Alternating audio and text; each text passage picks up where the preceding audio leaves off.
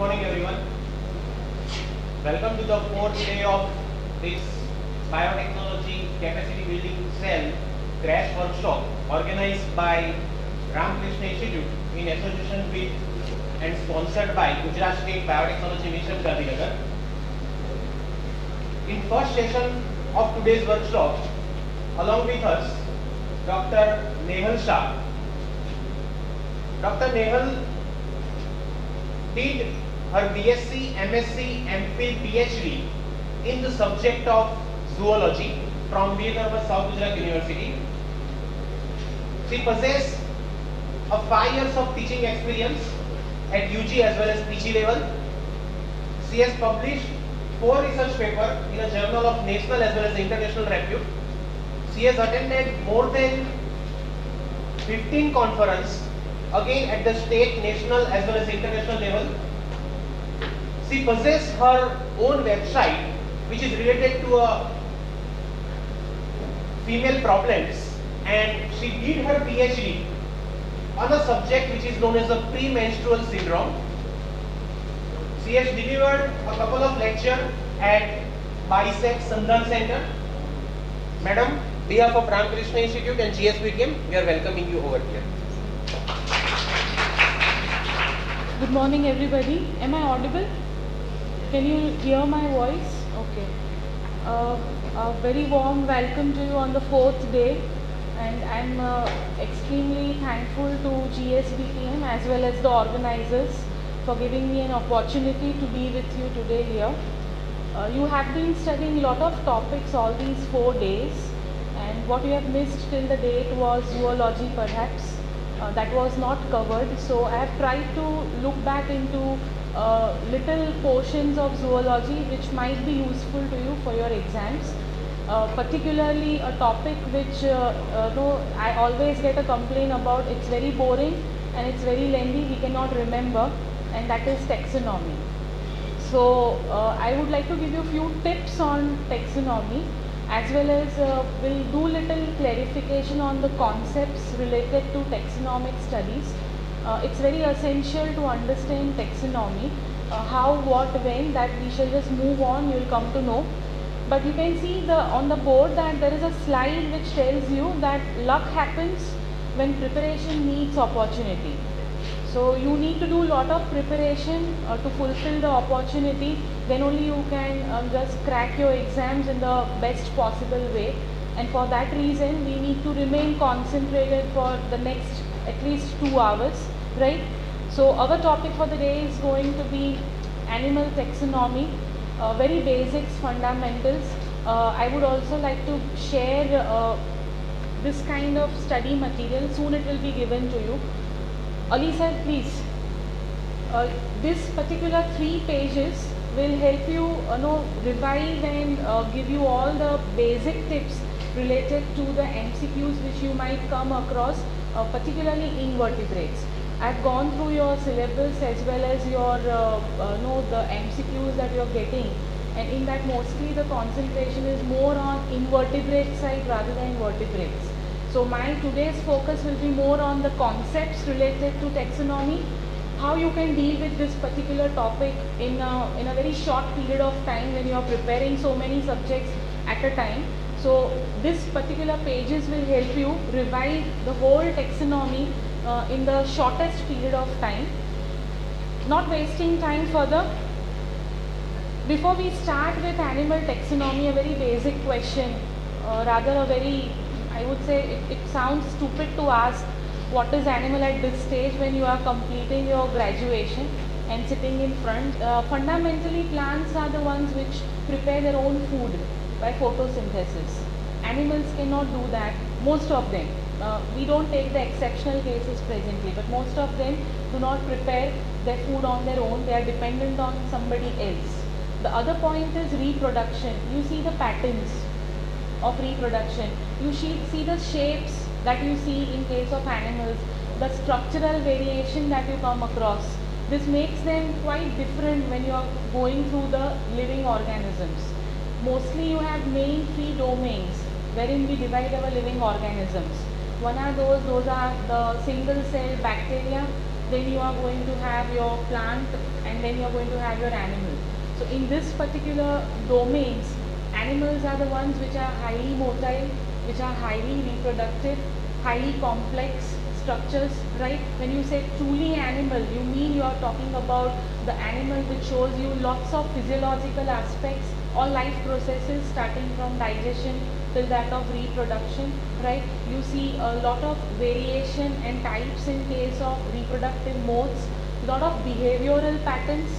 You will find animal eating, walking, jumping, moving, running, showing anger, or having territorialism. You have lots of behaviors which animals will show, which a plant might not be able to show, which what we relate as emotions, anger, hunger, right, appetite, and also you have lots of things which, because of which all these things gather, and then you say it's an animal. The thing is that as a scientific aspect, we don't recollect that these are all the parts of science that you are studying, and that is the reason when you talk about taxonomy, it is all these points, we put it in a systematic way, and we try to study and analyze that organism in a proper scientific manner, and that's why this subject is taxonomy. So what basically taxonomy means? In Greek, taxis is organization, nomos means law, a very simple and a very initial branch of biology. And what do you do here? You do the classification of organisms, but you can see I have put one word, logical groups. So we always go in a systematic, scientific, rational way. We just don't pick up animals and put them together. We try to find out what are their characters, whether they are similar, they are dissimilar, is there any scientific rational reasoning behind it. Accordingly, we'll put them into some logical groups. And that is how we try to link up the evolutionary aspects to these animals. If you have some kind of reasoning towards evolutionary aspects, we would like to put those animals together in one particular group. And that is what is the job of taxonomy, a very old science, rather a very initial science. See, previously we never had sciences like biological science or life sciences. We started with only natural science. That only started by observations, nothing more. Darwin used to just make drawings, nothing more than that. So from drawings he tried to find out so many theories. For example, natural selection theory, right? So that is from there we started towards taxonomy, and then we haven't stopped here. Why you should study taxonomy apart from your entrance exam? There is a lot of reason behind going through this subject, and why JNU has also prescribed that you should understand taxonomy. There is also a lot of reason behind you appearing in an exam where taxonomy questions should be given. The reason is we are moving forward from taxonomy to one more science, or the modern science, or the modern aspect of taxonomy, which is what is systematics. So now generally we don't say taxonomy, we say we are studying systematics. Now why systematics? How systematics came? What actually systematics is? So you can see it's a word systema, which means systems of classification.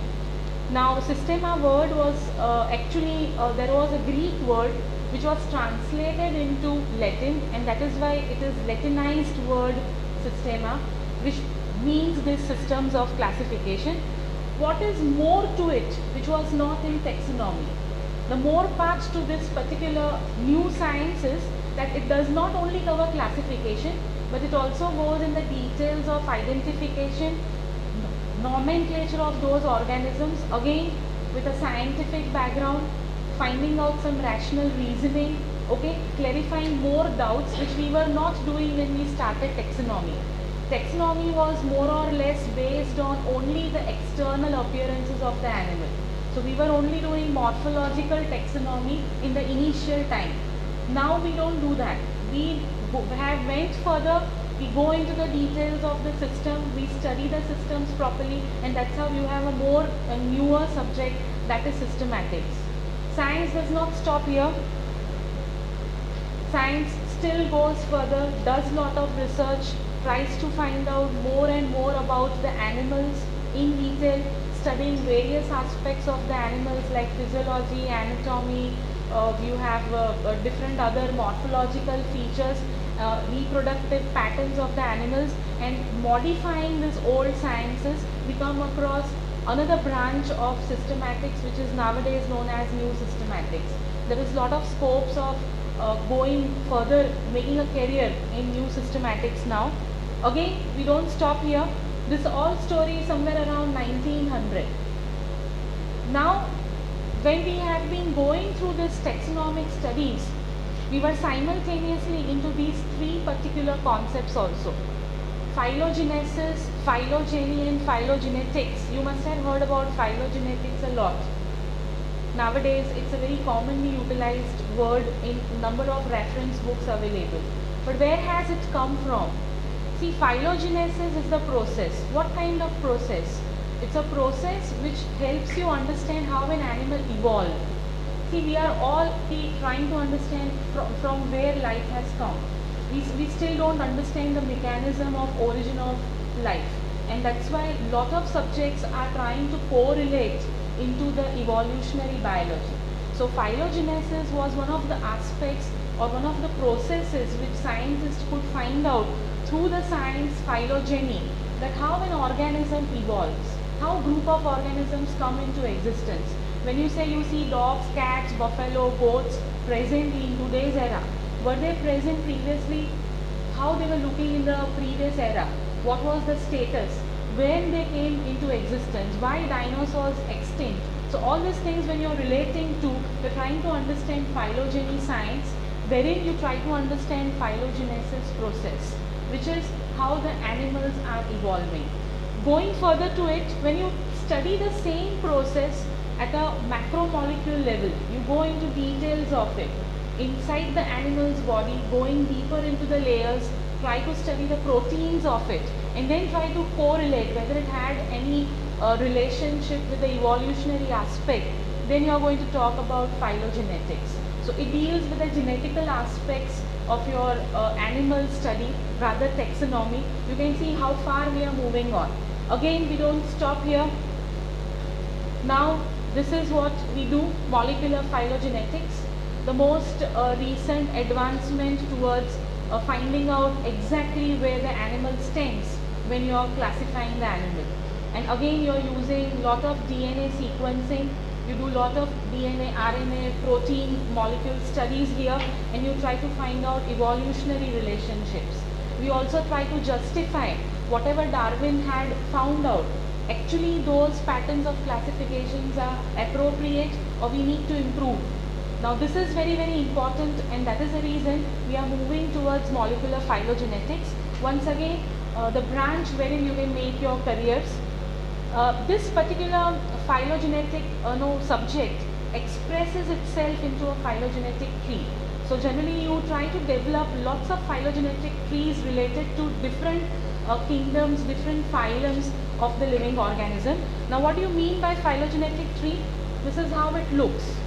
We are not going to do more details of this particularly when you are not into the actual taxonomic study. You have a lot of cladograms and phylograms available, but this is just for your understanding that phylogenetic tree looks like this, and this is how you try to understand how close an organism is and how separate or how different the organism is. Now here you can see I have just taken a very simple tree of life wherein you have three main domains, which is what we divide the animals or living organisms into. One is this bacteria, one is this archaea, and then you have this eukarya. Bacteria is known to you much better than me, but archaea, first of all, initially it was considered as eubacteria. Now we are moving, as and when we are studying molecular phylogenetics, we are trying to separate it because we are understanding that it's not same as a bacteria, it's something different. Even though lots of things like the cellular levels are quite similar to bacteria, but it does have its own distinct features. So we have a separate domain, which is what is archaea, and then you have your eukaryotes, wherein all the animals and plants are belonging to this particular main domain. There is nothing about the domain. When you say living organisms, you step into domain first before you start classifying them. Living organisms are always divided into these three major domains, and then you have the kingdoms coming up. which is what you know about the taxonomic stratas that you must have studied. One more branch, that is molecular systematics. It is nothing but a broader version of your molecular phylogenetics. This is the one wherein you do lot of taxonomic study along with biogeography. See, kangaroos are not found in India. They are very much into Australia. So why only in Australia? So when you are trying to find out what is there in Australia, that is the reason kangaroos are present there, or what is the reason that we have Asiatic lion and not other countries. Okay, so when you are relating your study of animal with respect to biogeography, you talk about molecular systematics, again talking at the level of molecules. We are not doing superficial studies anymore. We started from superficial studies, but this is the present status of taxonomy. It has not vanished, it has not disappeared, but it has changed into more and more better and better refined version. So molecular systematics could come only because Darwin could do those sketches. Okay, they were the ones who made the pictures of animals and birds and all, and told us what are the morphological differences. So we have travelled long from taxonomy till this of the molecular systematics. Now, why all these studies? What is the need of all these particular taxonomic studies?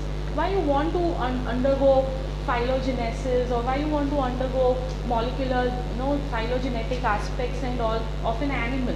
The reason is all of these.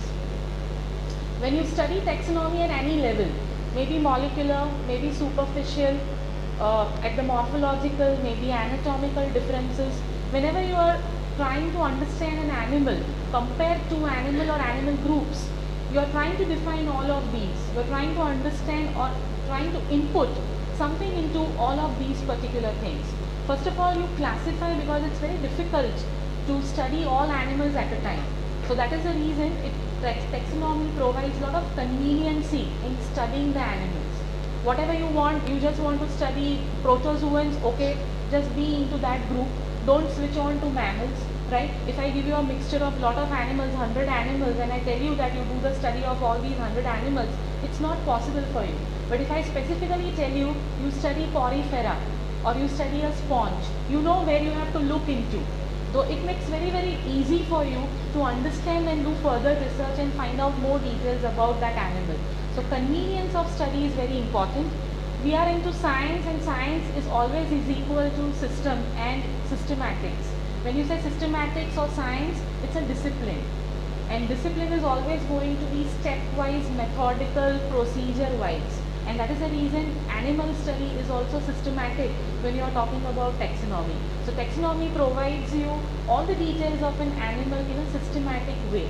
Whichever animal you are interested into, you study that, but in a very systematic way, in a scientific way. It's not haphazard. You don't have to get confused, but you have to remove your confusions when you are into taxonomy. Knowledge of affinities. What do you mean by affinities? Affinities means what? No, it's not attraction, sorry. Affinities means closeness. How close they are, how far they are. Okay? For example, human beings are very close to apes. So how do you know that what resemblance you have with apes, and what characters we are having that apes and we share? So that is what is affinity. You find certain organisms very similar, very closely related. Few organisms you find them very different. I cannot compare a small amoeba to that of a mammalian body. It's totally different. You understand that difference also. Okay, you can't compare an elephant to an amoeba. They are absolutely different and very far off. So when you are doing the taxonomic studies, you come to realize that these things are the ones which are very much close, and these are the ones which are very far off. Now that helps you to understand the sequence of evolution, which might have come first, which might have come from the common ancestor, which is what is your knowledge of phylogeny, right? This also helps you understand how they might have come through adaptation system. You have lots of different types of adaptation. Few of them you must have studied, like homologous organs and analogous organs, connecting links, These are few evidences of adaptation that you must have gone through. You also know many of the adaptations, like you are having aquatic adaptations, flight adaptations, right? Volant adaptations. These are different adaptations that an animal is going to accept, or during their evolution they are going to consider it as a part of their being, so that they evolve in that particular habitat in a proper way, and that leads to the succession of that particular species or race. So these all things you come to know only and only when you study the animal in a systematic way through taxonomy. Now coming to your actual science of taxonomy, because there is always a question, it's very difficult to study, it's very boring to go through the classification. I have given you very simple 3 pages which will give you almost the whole idea of how animal kingdom has come into existence. Now what you have to do is, on the very first page of the study material given to you, you can see there is a table, animal kingdom. Can you see that? Now, we are not going to talk about plant kingdom anymore. I have already told that there is nothing more than the domain. So, after the domain, immediately you step into one of the taxonomic strata, that is kingdoms. And we are going to concentrate only on animal kingdom, as I have chosen to be a part of zoology, right? So, if you take animal kingdom, how you will divide the whole animal kingdom? This small chart represents the whole aspect of your animal kingdom. If you can remember this much, your lots of MCQs will be automatically solved. You just have to remember these 3 pages thoroughly. If you know these 3 pages, it will help you solve your MCQs in a rational way. You just don't have to tick mark whatever comes to your mind, but you will be able to put some logic behind choosing what is correct when you are going through your MCQs. Now when you see this particular chart, you can see there are 2 words, protozoa and metazoa. Can you find that? These are the sub-kingdoms. Now this protozoa and metazoa, basically they are divided into these 2 sub-kingdoms on 2 most important characters, and that is who is unicellular and who is multicellular. Fine. So when you say protozoa, they are the ones which are single cell, so unicellular, microscopic, do not have anything like tissues. And when you are talking about metazoa, you are talking about multicellular tissue grade animals. Actually, when you say that animals are highly complex organisms, somebody told me when I asked about what are animals, they are motile, they are very complex bodies. When you say all this, you are talking about true animals. And when you are talking about true animals, you are talking about actually the animals belonging to metazoa. You are not talking about protozoans. We are still confused about protozoans. Okay, we are still into the procedures of understanding whether Euglena should be kept into protozoa, or whether it should be kept into plant science, or whether it should be a part of microbiology. Okay, so there are lots of these kind of planktonic organisms which belong to particularly protozoan subkingdom, which we are still confused with, as it's not very easy to study these organisms, and we are not able to study all these species available on our globe. Very hardly 3% of the chordate has been so far studied. Maximum studies have been done on invertebrates, and that too not at the aquatic level. If you go to the oceans, the oceanic invertebrates are pending to be studied, because we are not still clear with the terrestrial aspect. So the true animals belong to this metazoa subkingdom, and in that if you see further, it ends with infra kingdoms. There are 3 main infra kingdoms: mesozoa, parazoa and enterozoa. Right? Now if you see each of these, they have a phylum. When you see protozoa, it has only 1 phylum, and then there is no further phylogenetic tree possible in it. It ends over there, right? So protozoa is very well known to you. You have already done little of the classification. You know amoeba, Euglena, Paramecium belongs to this particular phylum, right? Then even in parazoa, phylum Porifera is known to you, the phylum of sponges. Okay, I would only consider those phylums which you already know, so that it becomes easy for you to understand. The rest of things you just have to know that these are also existing, so that you don't just keep off actual animal kingdom. In infra kingdom, enterozoa or eumetazoa, right? You have long classification pattern. When you say, see, Mesozoa and Parazoa, it again ends with one phylum. But when you go further into Eumetazoa or Enterozoa, it is divided into grades, which is not mentioned here. Radiata and Bilateria, these are two grades. They are known as grades. See, each taxon has a name. The name kingdom is a taxon name. Okay, when you say subkingdom, again it's a taxon name. When you are saying infra kingdom, again it's a taxon name. Same way, you step after the infra kingdom into grades. Which are the grades here?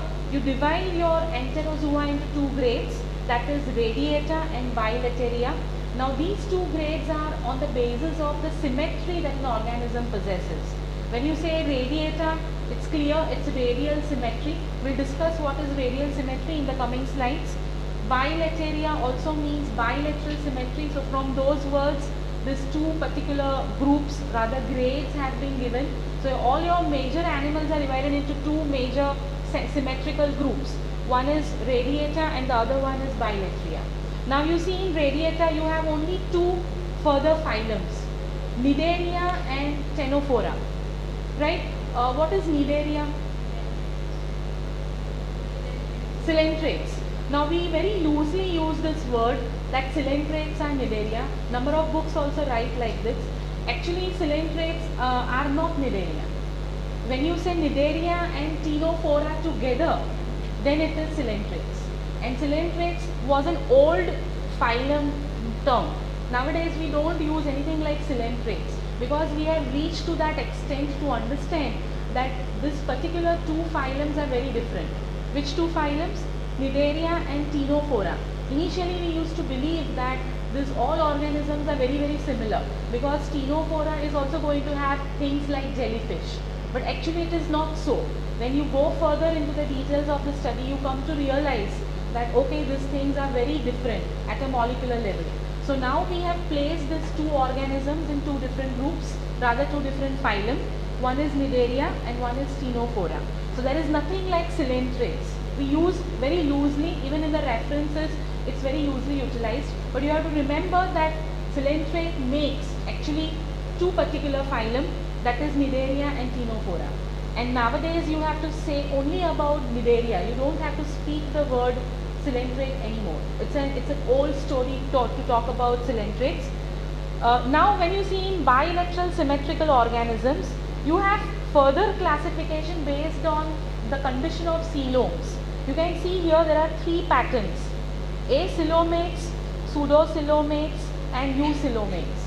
Eucoelomates are also known as coelomates, and we very well understand these three particular terminologies. When you say acoelomates, you don't have a coelom, right? We'll also clarify further in the slides what exactly you mean by coelom. I've taken few of the concepts like that. Pseudocoelomates means you have a false coelom. The word pseudo means false. Okay, so it's not the true coelom. And when you say eucoelomates, you mean you are talking about organisms who actually possess the coelom. Now it's already well defined that when you are talking about acoelomates, you have Platyhelminthes phylum. Okay, so when you are asked questions that which particular phylum has no acoelomate kind of a grade, you should be able to justify from this particular chart itself. You don't have to go in details of this. Okay, but you should remember from where the sequence starts. The coelentrates do not have anything like a coelom. So after coelentrates, you directly step into Platyhelminthes flatworms. That is, I am talking about liver flukes and planaria. Okay, so you are talking about that group. From there, you start about acoelomates and pseudocoelomates and all. Right? Then you see Aschelminthes, roundworms. What are roundworms? Pardon? Ascaris, where you will put your earthworm, annelids, not into Aschelminthes. Aschelminthes is also having a controversy. It is also the one which is commonly known as nematoda. Okay, and many a times there are a lot of classification, controversial reviews, or you can say different school of thoughts amongst the scientists, because certain scientists put organisms according to the kind of morphological feature he finds or she finds it to be very important. and accordingly there are variations in classification. So there is always a controversy about whether Aschelmantis is Nematoda or Nematoda is Aschelmantis. Actually, Nematoda is also one of the classes which belongs to this phylum of Aschelmantis. Now you may come across a separate phylum named as Nematoda. Don't get confused, the animals are same, roundworms only. Okay, but the thing is, the classification pattern might be little different compared to the pattern you might be reading in some reference because of the difference of opinion of the scientist, right? So that comes into pseudocoelomates, and then when you see eucoelomates, you see your major groups, all the rest are kept into this eucoelomates, particularly chordates. So all the chordates are going to have coelom. So there shouldn't be any confusion when you are asked a question related to coelom, existence or presence of coelom, from which phylum coeloms will start, or from which phylum you have pseudocoelom, thereafter coelom, because these are the common questions. Firstly, in which phylum coelom is being considered or is seen or is found.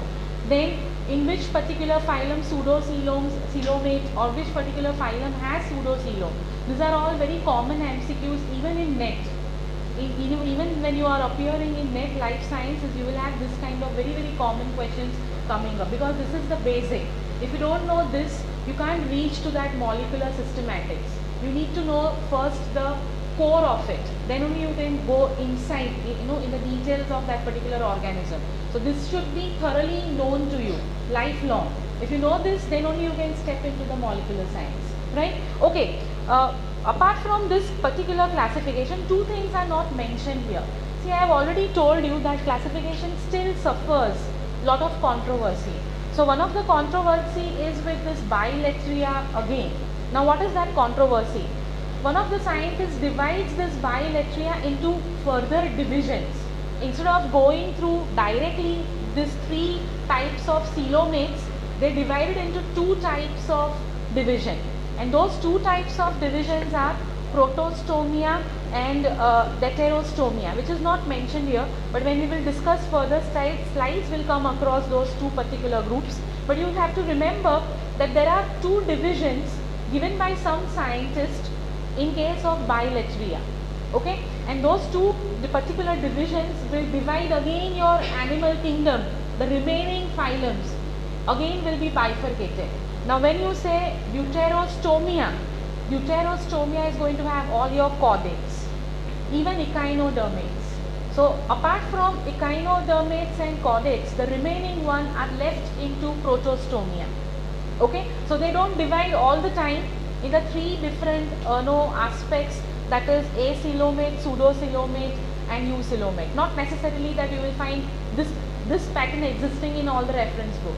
Okay, you might also come across one more step into bilateria, and that is divisions. Two divisions, protostomia and deuterostomia. Protostomia has all the organisms, the remaining groups till that of echinodermates, right? So what is remaining? You have from annelids till that of echinodermates. So annelids, molluscans and arthropods. This all belongs to your protostomia, right? Whereas when you are talking about deuterostomia, you are going to have phylum echinodermates and phylum chordates. That's all your vertebrates included into it, right? So if you remember this chart, you know the basics from where it starts. Now you can turn the page, come down onto the last page. There is one chart on the last page.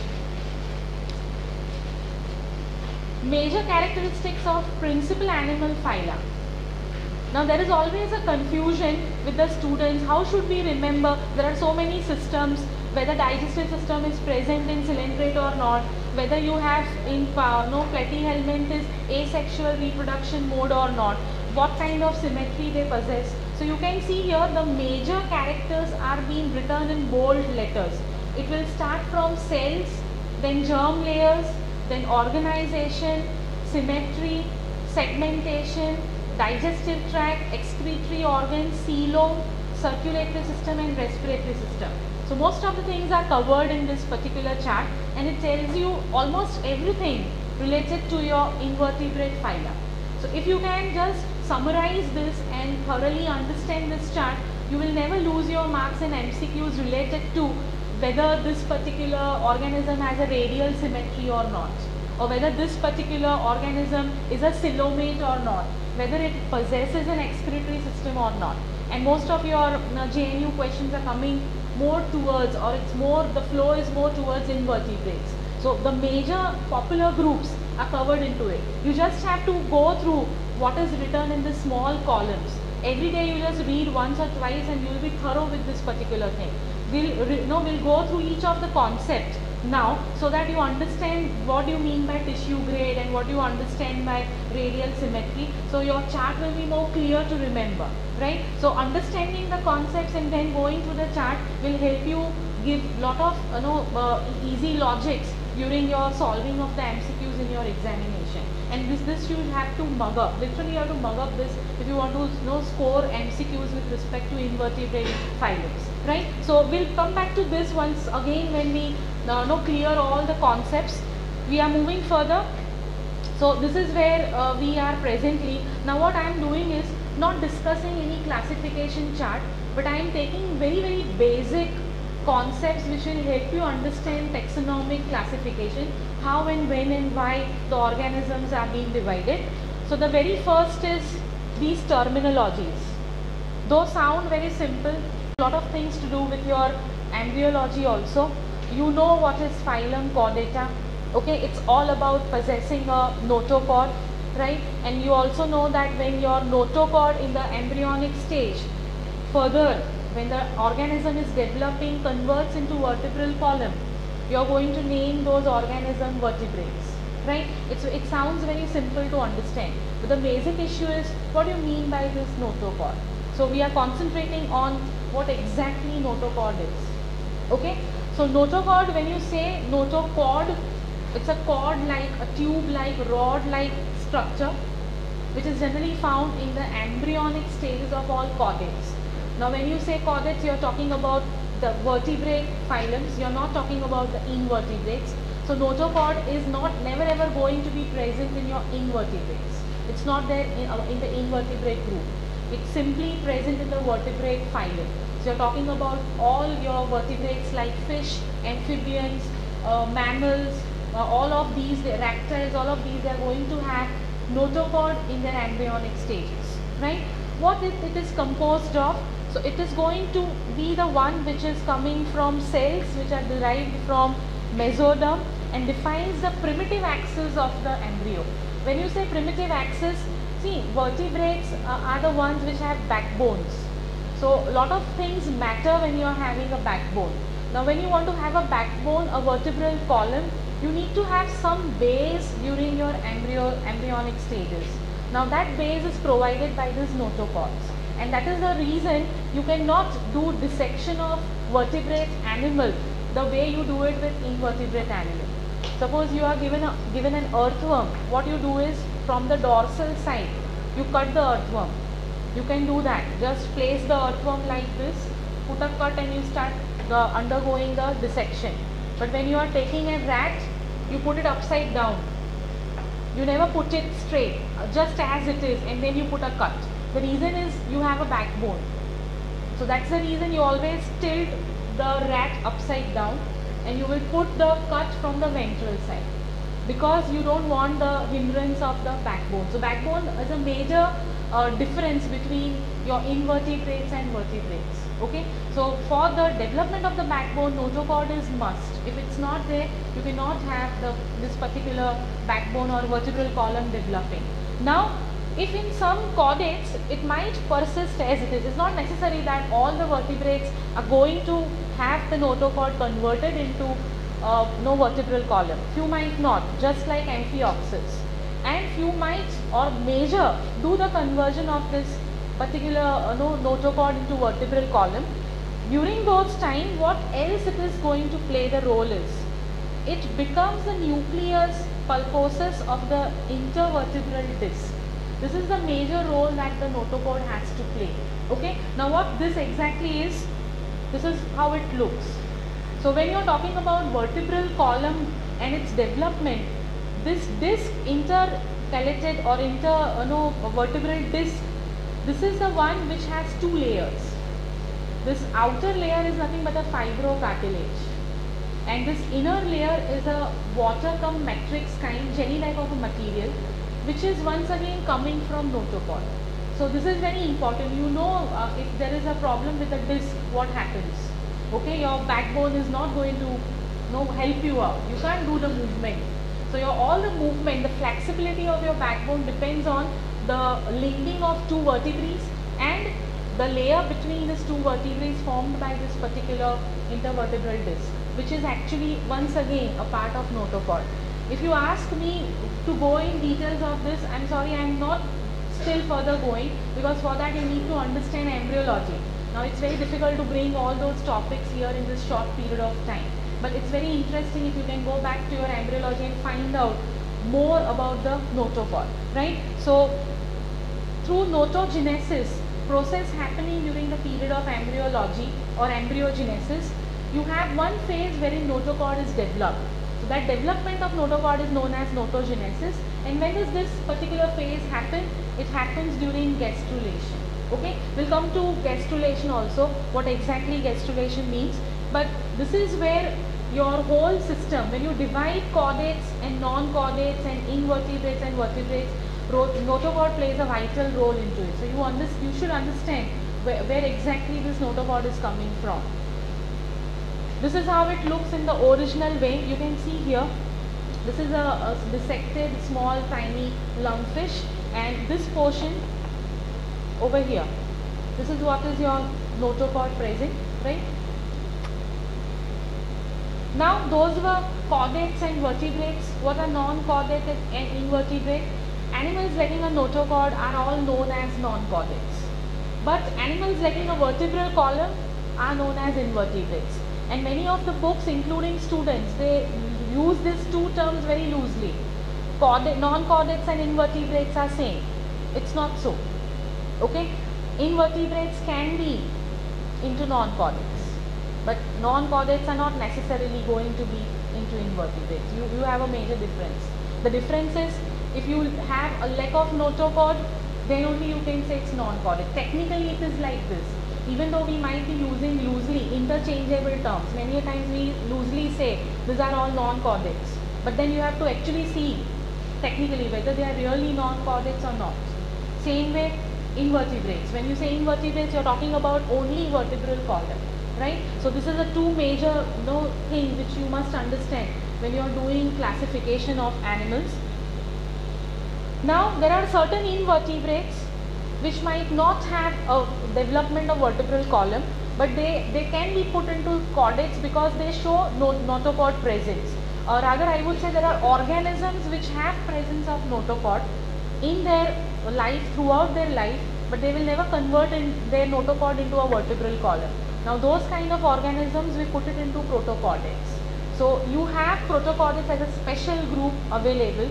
In that you have these three major groups: hemichordates, urochordates and cephalochordates, which have the notochord persistent throughout their life, right? There are a lot of other differences, but then they have persistently their notochord present throughout their life, never converting it into the vertebral column. So you need to know non-chordates, chordates, protochordates and invertebrates and vertebrates. These 5 terms should be very much clear to you. Then only you can go further into the science of animal taxonomy. Now to help you out that, I have given you one comparative table which talks about invertebrates, vertebrates in general. This also you must know it thoroughly, so that it helps you in the MCQs, because all this will help you have a judgment related to the options given to you. It's very important how do you judge according to the concept clarity. Then only you will be able to tick mark the actual answer, otherwise you will get confused. So for that you need to go through these particular tables. Even if you do these many 3 pages, I am sure you will be able to score very well into taxonomic study questions if they come up into your MCQs. Now it's your test. You tell me whether when you minus invertebrates, from invertebrates protochordates, what exactly you are going to get? What should be the answer? Invertebrates minus protochordates, then what kind of group you will get? Pardon? Non-chordates, right? Okay. Another question. All the non-chordates are dash, whereas all the invertebrates are not dash. Think of it. The answer lies in your question only. All the non-chordates are? Very good. All the non-chordates are invertebrates, whereas all the invertebrates are not non-chordates. So this confusion you have to clarify and remain clear. Don't get confused out of this. Moving further to the next concept, that is symmetry, a very important aspect of basic taxonomy, and it is the one which deals with arrangement of body parts. Some kind of symmetry we try to find out with respect to geometrical shapes, with respect to geometrical designs. Basically what we do is we refer to the division of the body into equal parts by some lines or some planes, whether we can do that or not, and accordingly we have defined few of the symmetries. Now when you can divide an animal into equal parts, at that time the animals will be known as symmetrical. But when you don't do that, or when you cannot, just like an amoeba or a sponge, if you take one sponge, if you take one amoeba, you cannot just put them into appropriate planes, then they are going to be known as asymmetrical. So animals can only be divided into symmetrical and asymmetrical groups. Now there is nothing more to asymmetrical, but there is lot when you talk about symmetrical groups. So basically we have this three types of symmetrical groups: spherical symmetry, radial symmetry, and bilateral symmetry. Now bilateral symmetry, you must have drawn lots of freehands. You know, when you do it in the drawing, one side you draw and then you put a paper and then you are going to draw it, press it on the other side because you want the exact mirror image of it, right? So bilateral symmetry is something related to it. So you have one plane going through it and you are going to have your bilateral symmetry. But when you see radial and spherical, there are a lot of changes. So what are the changes? You can see that in generally spherical symmetry, you are going to have center, one point, because spherical symmetry is possessed by the organisms like Volvox. Okay, now these organisms, they are going to have a center from which lots of planes can be divided, right? So that's why this is spherical symmetry. It's very much restricted to lower organisms, particularly protozoans. In protozoans and the classes of protozoans, you will find organisms having this kind of symmetry, but not in the further groups. Most of the groups, they are going to be with respect to radial and bilateral symmetry and all. This is how radial symmetry grows from a central axis. Now here you have a central axis, here you have a center point. So that's how they are different. Okay, passing from a point, passing from an axis makes things different. So here you have a central axis and it's just like cutting a cake.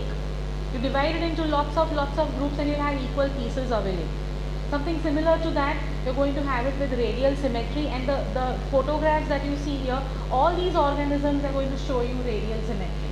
So you have the starfishes and sand dollars, so lots of your echinodermids, they are the ones which are going to show you radial symmetry. You're also going to have lots of coelentrates like sea anemone and all showing you radial symmetry. There is one more variant of this radial symmetry which is known as biradial symmetry. So that's also another particular variant which is bilateral symmetry. Now here the only limitation is, the most important feature is, you can divide your organism only in two planes. One going through longitudinal and sagittal axis and one going through transverse axis. You can't have more planes here, which is not the condition when you talk about radial symmetry. So again you have a difference when you are talking into radial symmetry. Now radial and biradial are also very loosely placed into the books. Many a times the same photograph, when you go on the internet, you will find the same photograph representing biradial symmetry. So I have to tell you that we are still not clear whether this should be going into a radial or it should be going into a biradial, right? So you have to be very, very smart when you have question wherein only radial is given, and you have a question wherein radial and biradial is given.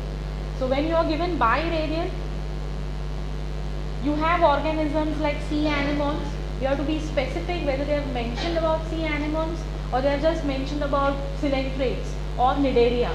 If it is so, and if there is no option of biradial symmetry, you can select radial. But if you have an option of biradial, you must go for biradial because that suits more to the sea anemones. So you have to be very smart in selecting your answer according to the presence. Now when you see here, you have two particular groups, Ctenophora and Anthozoa. Now Ctenophora you already know, it's the one which we separated from the Cnidaria. It's a very separate phylum. But what is Anthozoa? It's one of the classes of your, once again, the coelenterate, basic coelenterate group. So ultimately everything is belonging to that Cnidaria kinds. So some part of Cnidaria, those organisms, and all of your Ctenophora, these organisms are biradially symmetrical. So when you say Anthozoa, which organisms? Most of the sea anemones, they are the ones which belong to Anthozoa and they are the ones to show you biradial symmetry. So if you are talking about the organisms other than this, or an example comes in your exam other than this, you should be clear enough to find out which is the answer. Okay, in nowhere it's going to be bilateral, nowhere it's going to be spherical. But you should be very much smart enough to select whether it's biradial or it's only radial. So that's where this particular thing helps. Now what kind of organism is this Ctenophora? So just for your understanding, I am showing you this one of the ctenophoran organism. It looks like this. So it's very different from what you see in Cnidaria. Bilateral symmetry, the most common one which we understand, all your higher animals are going to show you this particular bilateral symmetry, and you can see that you have this sagittal plane as well as you are going to have a transverse plane possible over here. So that's why this bilateral symmetry is there, which particularly longitudinal axis. There you had central axis when you talked about radial. When you talked about spherical, you had a center point. Now you are talking about longitudinal axis from which you are going to divide your organism. So that is the reason it is bilateral. You have two sides, equal sides available over here, right? So bilateral symmetry. Now it's your turn. You tell me this beetle has what kind of symmetry? Bilateral. What about this coral polyp? Radial. And sponge? Asymmetrical. It doesn't have any kind of symmetrical organization. Very important third concept, that is coelom. Now we very many times write body cavity coelom, but again there is a difference technically. When you say body cavity and coelom, you are talking about two different things. Body cavity only means internal space present inside the body. It doesn't mean it's always coelom. So you have to be very, when you read your books, you check what exactly they want to say, because many a times they might be telling you about coelom and writing body cavity, or they might be talking about body cavity and using the word coelom. So you shouldn't get confused about it. Coelom is actually the true body cavity, which is a fluid filled space. Where does it exist? It lies between outer body wall and inner digestive tube. So you have a digestive tract, you are having the actual body wall, and the internal space between these two is what is your coelom. It arises as a secondary cavity between two layers of your embryonic mesoderm and contains most of the visceral organs. What do you mean by visceral organs? What are visceral organs? All your main organs, okay? Heart, lungs, stomach, pancreas, intestine, these are all your main organs. So all your visceral organs are the main organs of all of the main systems. This is our concept of acoelomate, pseudocoelomate and coelomate. Apart from this particular entrance exam, because you have very less time, maybe for this exam it's not possible for you to undergo all the embryological studies, but it's my humble request, if you want to do something with respect to molecular phylogenetics or with stem cell studies, better read embryology. It's very important. All your concepts lie into embryology ultimately. From where does it arise? So if you are doing any kind of taxonomic study in your life, at any moment or at any point of time, please study embryology thoroughly, because that's the way you will be able to find out your answers properly.